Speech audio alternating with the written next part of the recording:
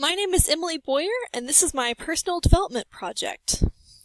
So first of all, I want to give an overview of what I will be talking about in this presentation.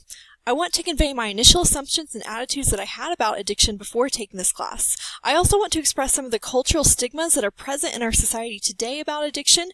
Additionally, I want to define what addiction means to me and incorporate course concepts and then answer 4 questions about addicts. Then I will conclude by stating some of my personal reflections from the course. Before taking this course, I viewed addiction as a moral dilemma, and I thought that it was as simple to tell someone, just stop using. But I realized from taking this course that addiction is much more complicated than that.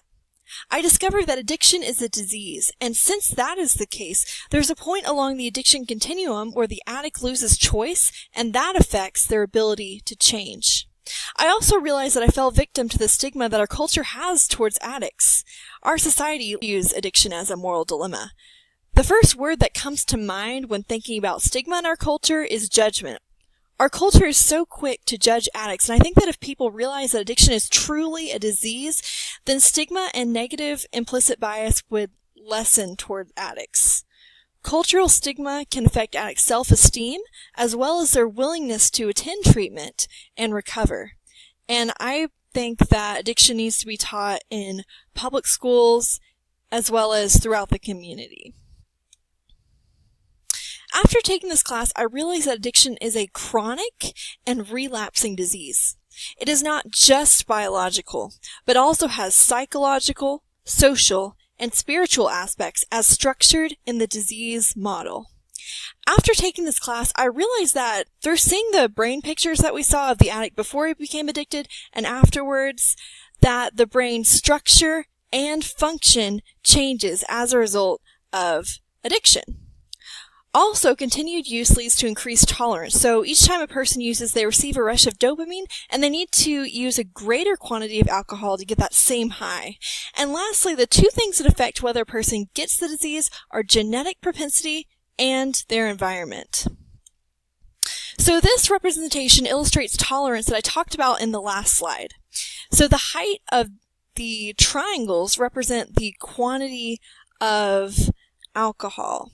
So as you can see, as the addict gets used to this level, they need to increase a greater quantity of alcohol to get that dopamine rush to feel high.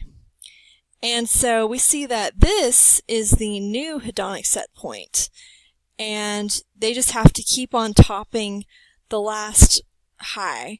And this path continues to cycle on and on, which brings me to my next point.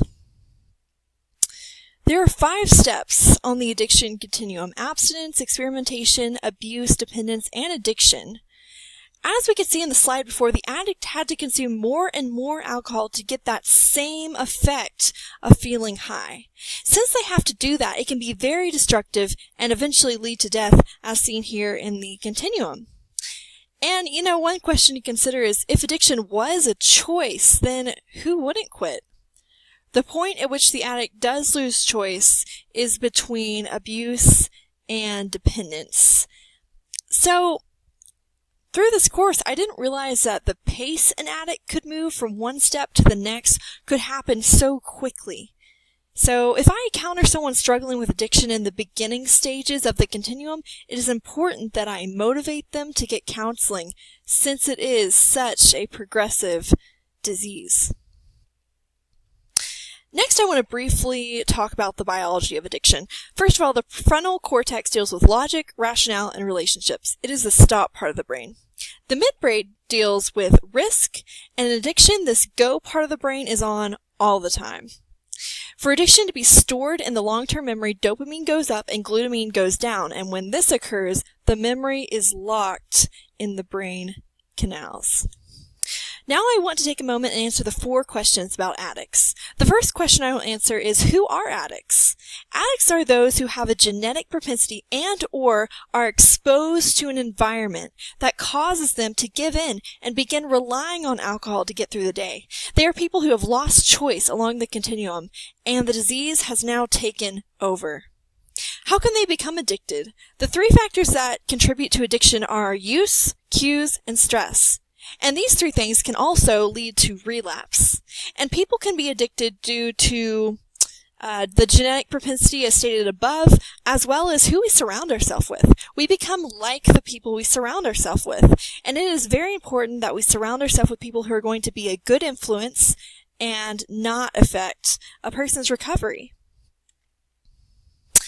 Next, how can addicts get help? Well, first of all, there's Alcoholics Anonymous, which is a free organization where the meetings are 1 hour long and addicts can come and meet with others who are struggling with addiction. It is a safe environment to receive help. And second, addicts can also go to inpatient recovery programs. However, these programs are very expensive, and they are more effective the longer that you can stay in them. Lastly, what does recovery look like?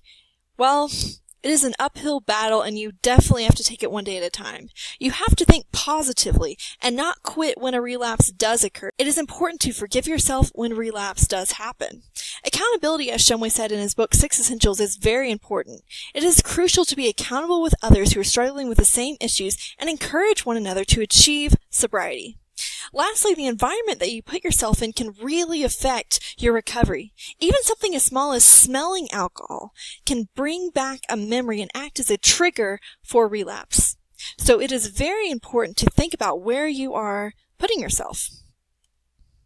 So overall, I learned a lot in this course. I thought that it was a valuable learning experience, and I now think about addiction in a different way, and I definitely gained a better understanding about the disease of addiction and the recovery process. I learned to be careful about stereotyping and making assumptions by taking a not knowing stance to let others explain their journey of addiction. This class helped me to put myself in an addict's shoes. Now I will strive even harder to not show judgment and be uplifting and encouraging to addicts because they are already dealing with low self-esteem. After taking this course, I learned that addiction is truly a family disease. It affects all members of the family, and some receive codependency while striving to keep their loved one alive. Lastly, this class helped me to be more compassionate toward people in recovery.